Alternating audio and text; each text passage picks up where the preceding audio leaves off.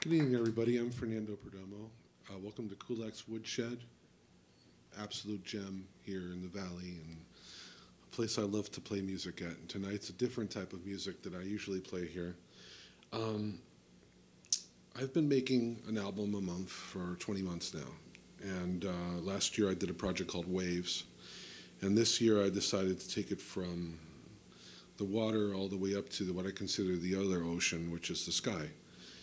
Clouds was a project that I started in New Zealand in January, and now I've decided to take it all over. And this one is going to be based here in Los Angeles because I am going to be recording Clouds 9, which very much from Michael Doherty over here talking to him mentioned Cloud 9. It's like, wow, I have to do that. So all respect to George Harrison, who I love, but this album's called Cloud 9. And I'm going to be recording this one live, and then I have a very special guest coming up with me later to play guitar, who is a major influence on my guitar playing.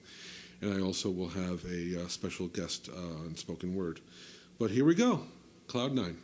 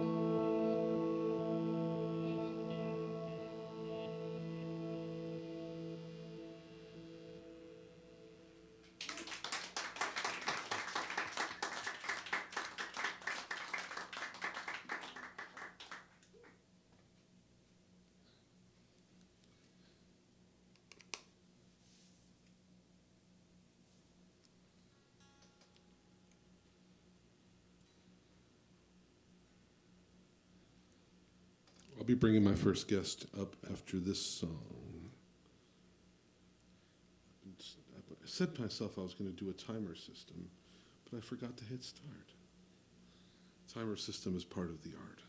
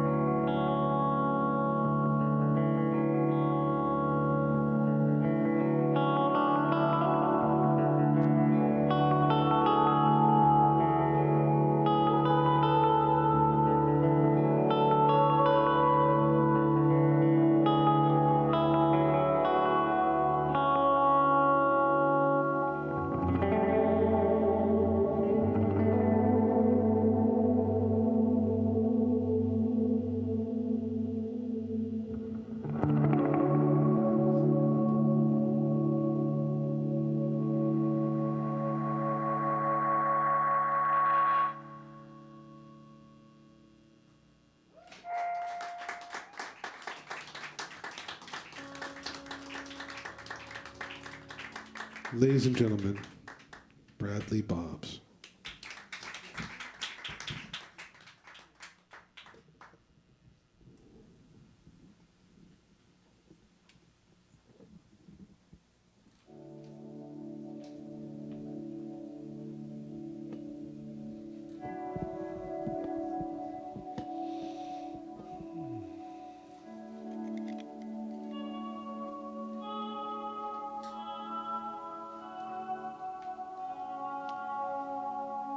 How sweet to be a cloud floating in the blue.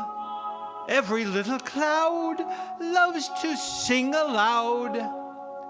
That is a quotation, of course, from that renowned meteorologist and cloud expert, Winnie the Pooh. But what exactly is a cloud? And how does it sing aloud, as Pooh assured us it does? Well, the first thing to remember is that clouds matter. Yes, clouds matter, by which I mean, of course, that clouds are composed of matter. But what state of matter? Is it gas, liquid, solid? Well, the answer is yes. It is at least two of those, and possibly all three. Yes, certainly there is a gas. There is, for one, there is air there. Air is there. And air is actually a mixture of many gases, including nitrogen, oxygen, argon, krypton, kryptonite. Hold on, back up. Strike the kryptonite. No kryptonite. Krypton, xenon, and many, many other trace gases. Gases which leave only a trace. Ooh, how mysterious is that? And then there is another very important gas there, water vapor. That's the gas that liquid water turns into when it evaporates. The water evaporates, where did it go? Water vapor. And that is an invisible gas. And at this point, I know some of you are thinking, that guy thinks he's so smart. He thinks water vapor's invisible. I've seen water vapor. Let me assure you, no, you have not seen water vapor. Water vapor is invisible. What you're thinking of is steam. Steam is visible. And steam, it so happens, is very similar to what clouds are made of. Steam is gas plus liquid. Gas plus liquid water. And so now some of you are starting to worry. You're thinking, wait, liquid water can float up into the sky? Oh no, I shouldn't have left the cover off of the swimming pool. I'd better go home and put the cover on before all the water takes off into the sky. No, do not worry. That will not happen because the water in your swimming pool is too heavy. In order for liquid water to float up in the sky, it needs to be very tiny, very light water droplets. Very, very tiny and light water droplets, light enough to float. But liquid water, no matter how small it is, it's still heavier than air. How can it float up? Well, for the answer to that, let us imagine ourselves at a midnight screening of the Rocky Horror Picture Show. And at some point, someone tosses a beach ball into the audience. Now, the beach ball is light, but it's still heavier than air. And so the beach ball starts to fall down towards the ground. But before it can hit the ground, someone in the audience takes a jump to the right, the left, and then flicks their wrist, and with the slightest touch, the beach ball is propelled back up, but again, being heavier than air, it falls back down again until someone else in the audience takes a step to the right and flicks it up again. And then someone else has the pelvic we forget that part. But how does that work with water droplets? Well, the water droplets, very small, very light, as they start to fall, air molecules below them are pushing up on them. Those air molecules going everywhere, pushing up on the light water droplets, just like the beach ball. And so that can move it up, up, up. Some of you are satisfied with that, but some of you are saying, hold on a second. Okay, there are molecules underneath pushing it up, but what about the molecules above it pushing down? What about them, huh? Well, you are correct. Very perceptive. Yes, there are water molecules pushing it back down, but the water molecules above are fewer and less energetic. They're weaker. And so that there's a net force pushing the little droplets up. And why do those droplets form? Well, it's because of surface tension, pulling the water in tightly and making it into a perfect ball, spherical shape. And the water droplets get pushed by the air up and up and up until they reach a point where the forces up and down balance, so they are in equilibrium. And that, my friend, is where they stop. And often that is high up in the sky, up where the clouds form. But that's just single droplets. How do we get clouds? Well, there are air currents, the wind, eddy currents, turbulence, pushing the water droplets here and there, and naturally they're going to bunch up in some places. Here we get a glob, here we get a blob, and so we get clouds with a wide variety of possible shapes they can take depending on the ever-changing air currents.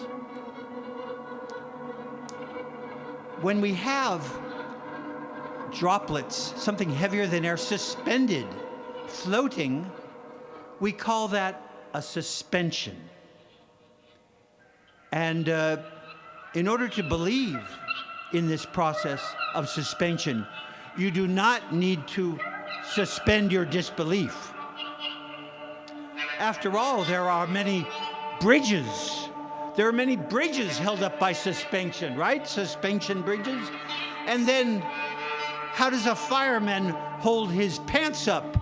By suspenders, suspending his pants. Well, then we come to the question Pooh asked about how does a cloud sing aloud? Does it sing a happy little Pooh type hum? No, it does not.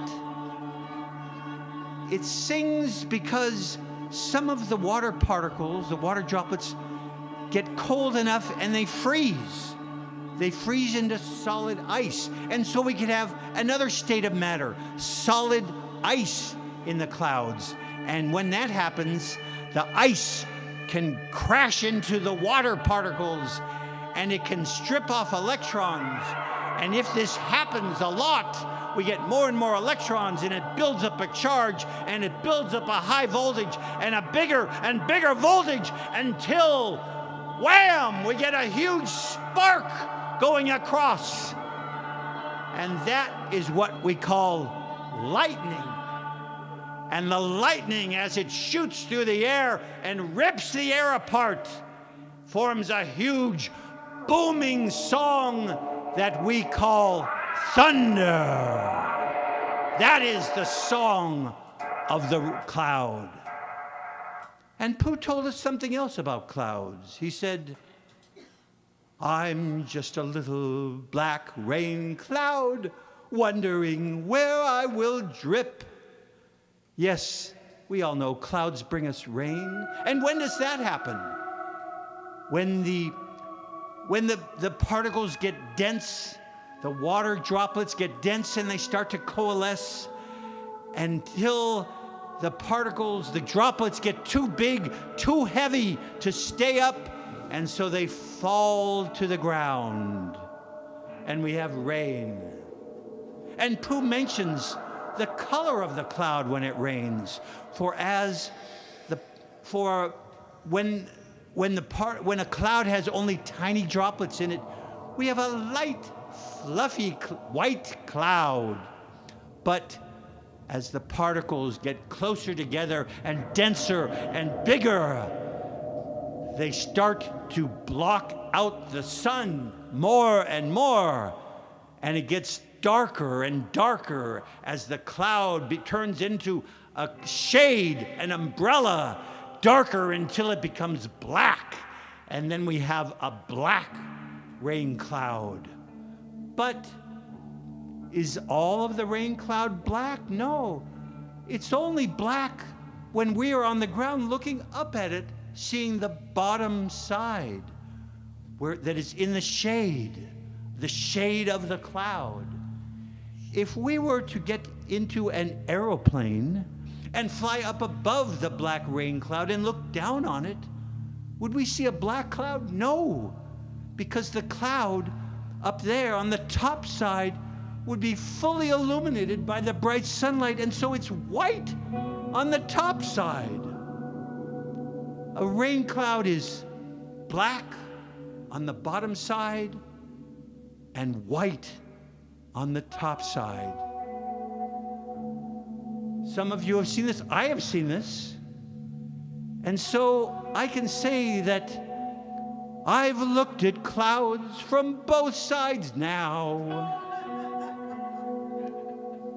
And yet, there is still so much more to know about clouds, the mysteries of clouds, so many things to know. And so, in the end, I have to admit, I really don't know clouds at all. Thank you.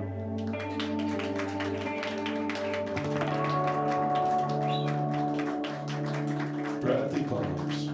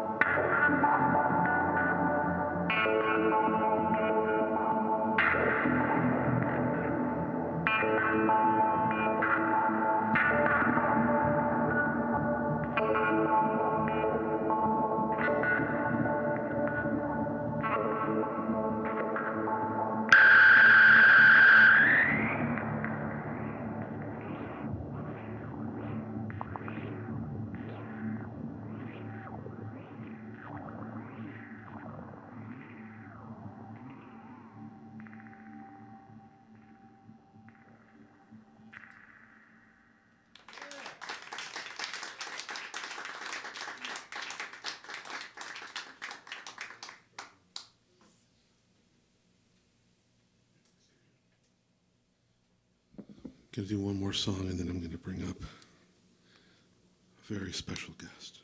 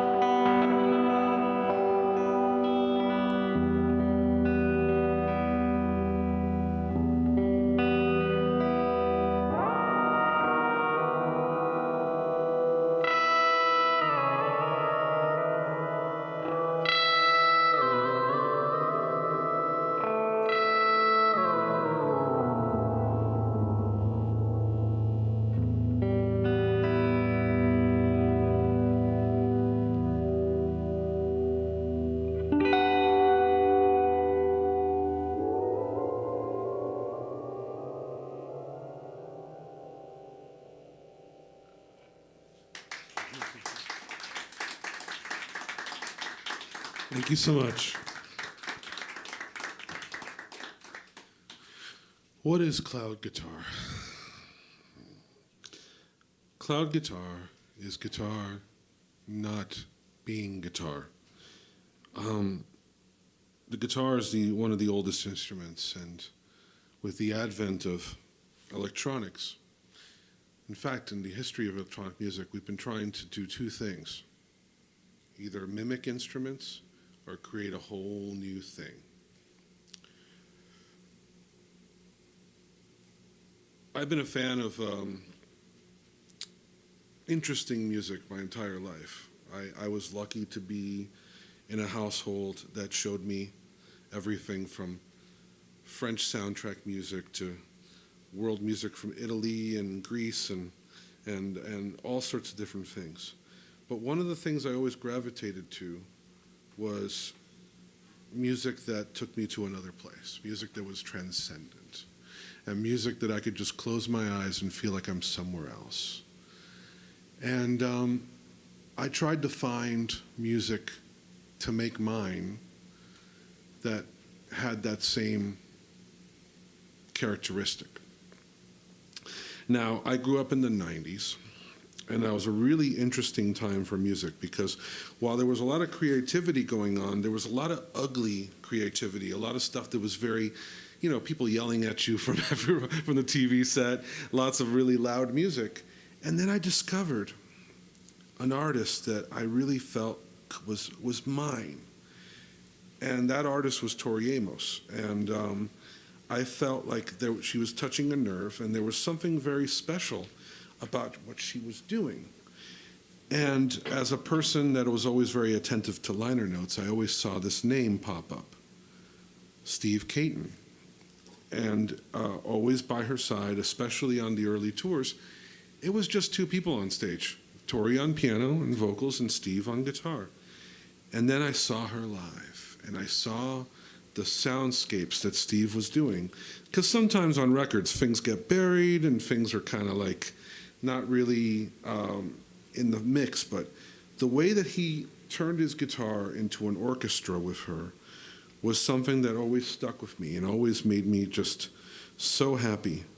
And then when I started learning how to play guitar and doing my thing, I discovered that an instrument that has attack does not have to have attack. And mimicking some of the things that Steve was doing, I realized that this instrument could sound more like a cloud or more like water and waves and to just overtake you without it being so in your face. And I then discovered other artists that did this that influenced Steve as well, that were big influences on all of us, that also developed these styles. Then a few years ago, I had the pleasure of being interviewed by Guitar Player magazine, and I listed my influences, and Steve was one of them. And out from the woodwork came Steve Caton, and we're friends, and tonight we're going to make some beautiful music for you. And people have been asking, so what's Steve's deal? And I'm like, man, playing with him is amazing because I'm so influenced by him and what he does that it's almost like a language. This isn't just guitar, this is a language. So now we're going to speak in this special language together. And we've got a few things like slightly prepared, but again, most of the music that you've been hearing tonight has been completely improvisational. So it's my distinct honor and pleasure of presenting to the Kulak stage and to the people watching the amazing Steve Caton.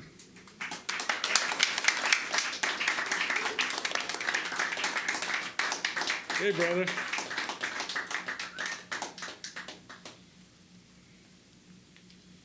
I have a very disorganized pocket full of lascivious things. So hold on, I'm trying to pick. I found one of my picks. Oh, you did? Yeah. Do you have the one I gave you earlier? No, yeah, I do. You want that? I would take that one, yes. You know what? We're having a little drug deal right here. Hold on, let me. Yeah. Oh, yeah, you guys are eagle eye. There it is. Perfect, thank you. Who would like a Fernando Perdomo pick? Oh, okay, hey. Ladies and gentlemen, Steve King.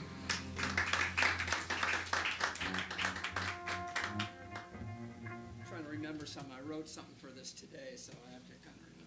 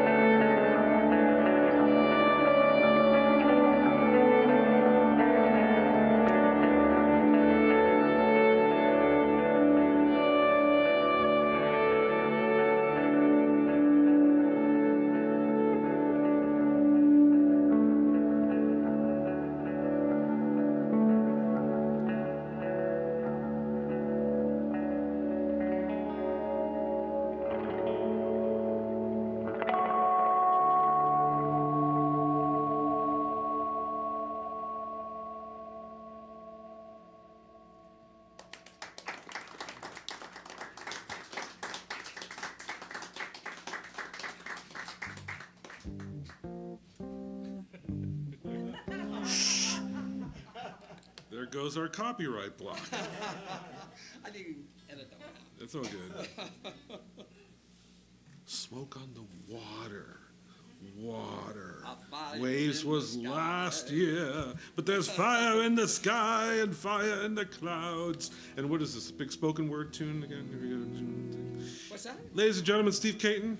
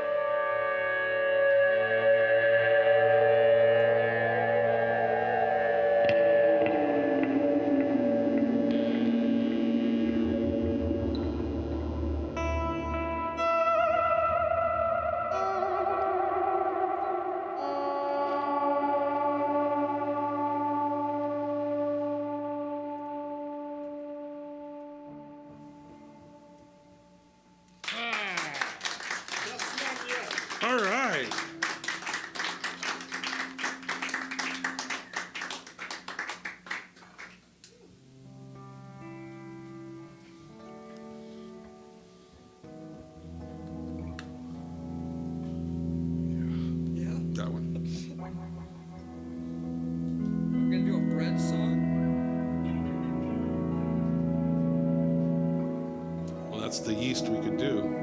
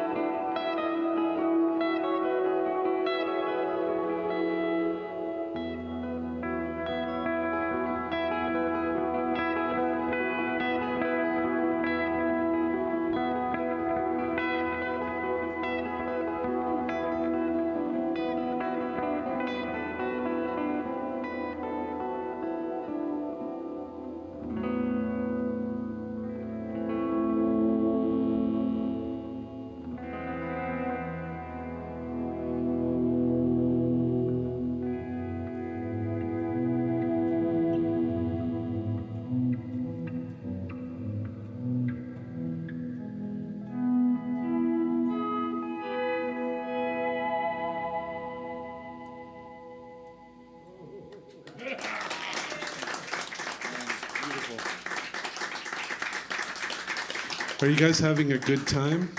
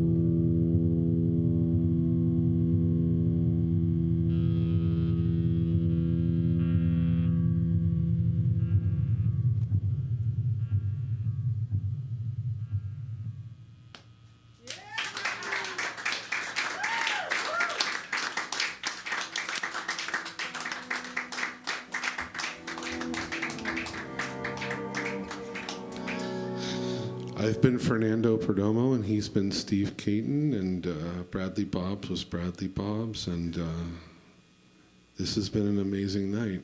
You guys having a good time?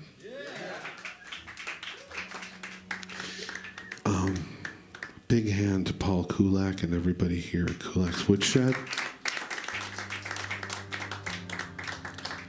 And a big hand to all of you for coming out to an experimental evening that really we didn't know exactly what we had planned, but we knew it was going to be beautiful, and I think it's been a beautiful night for all of us. We've got one more song.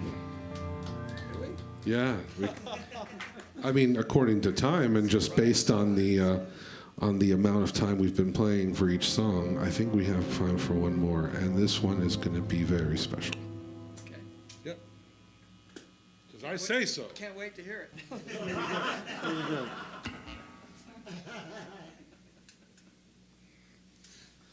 All right. Okay. All swells. Follow my lead.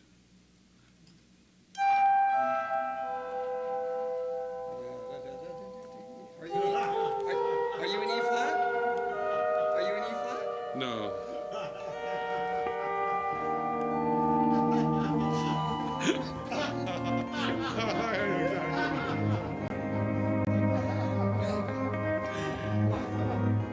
And now you know what my whole damn thing is. I'll just.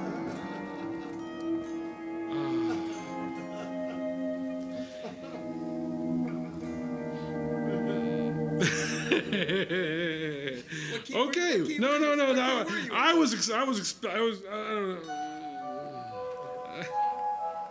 I don't know. I don't know what I was doing, but scratch that. Everybody, edit, cut, rewind. Okay. Okay. No. I'm really trying. unleashed the beast. I'm really trying not to get copywritten. Copyright strikes. Okay, here we go. Okay, how about this? Okay, here we go. That's the only standard I know. Hey, look. I didn't expect you to have standards. It's all good. All good. This is great. This is a beautiful thing. You didn't know. I knew that, didn't you? Of course. You didn't know I knew. Steve's got an incredible family history too. He came from a musical background, and his it's just amazing learning about. It's a lot of things I didn't know about him, and it really blew my mind. Steve, tell us about your dad. This has turned into a therapy session. Sorry. My dad was part of the Wrecking Crew. Here we go. Here. He was on. He was on thousands of records. Oh, you want me to talk? Oh, this is now turning into an interview Q&A. Here we go. Yeah, if you want to know anything. Well, my father was part of the wreck. Is it on? No. Testing. 1, 2. Oh, there it is. Yeah, my father was part of the Wrecking Crew, and he was also the contractor. So a lot of the guys who got well known in that group of guys, my father actually called them in the beginning. But he was in the Wrecking Crew. He was a trumpet player, and any track that had horns on it that came out from 60, 61 to like 75, he was on. So anything you could name, from Frank Sinatra, Dean Martin, Marvin Gaye, Sam Cooke, the Monkees, anybody, anyone you could name, he was on. And my parents also had the busiest copying service in town. So not only was my dad on all the dates, all that music came through our house, the house that I live in actually now. And we had desks set up all over. And so if there was a huge, because they did the movies as well, so with 90-piece orchestras and things. So if there was a deadline, there'd be like 5 guys in the house copying 24 hours a day, just getting it done. And my first job when I was probably 7, 8 years old was running the copies off the onion skin. And that was kind of what we grew up in. And everybody came to the house, and all the Rangers, and everybody was there all the time. And it was just nonstop for years and years and years. Yeah. And your dad, Roy, also played on Pet Sounds, which Well, is yeah, he absolutely played on amazing. everything. So of course he played on Pet Sounds, and I actually have the letters from Brian Wilson to my father and Roy. Roy Caton. And he Oh, snap! Cool. and yeah, all those people were at the house all the time. You know, people coming and going. So I just kind of, I mean, I was 10 years old, 12. It didn't mean anything to me at the time, you know. They're just my dad's friends, the people he worked with, you know. But yeah, it all came through that house. Yeah. And so I met a lot of those people. I met Carol Kay behind Gold Star when I was 7 years old or something. And after she left town, my mom and her corresponded a lot. I have a bunch of their letters that they sent back and forth to each other. But yeah. So.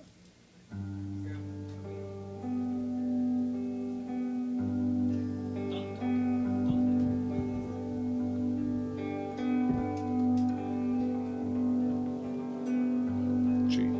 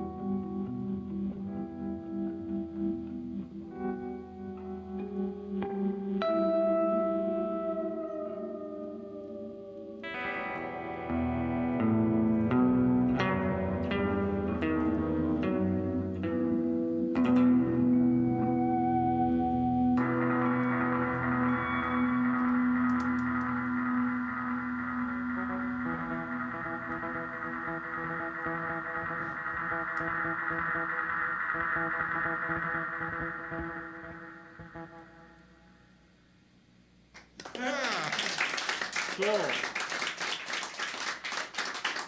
10 o'clock on the dot. Steve Caton, Bradley Bobs. I'm Fernando Perdomo. And this has been an incredible evening. Thank you.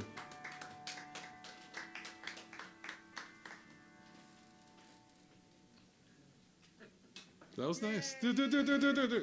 All right, dude, that was nice. Go.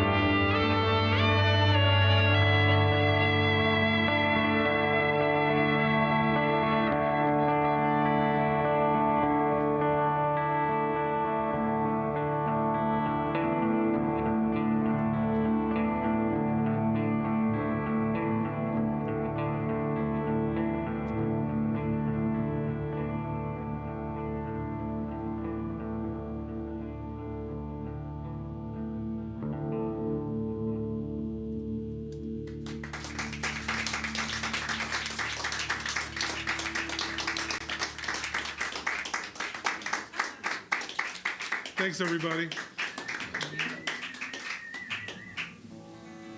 you guys familiar with Michael Whalen's synth work? No. Oh, he is a kindred spirit to you guys.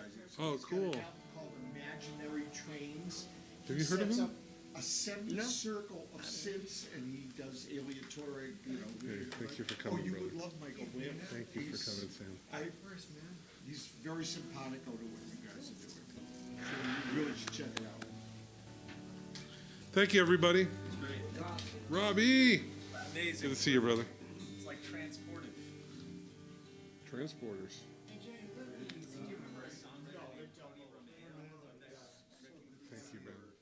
Hey, thank you.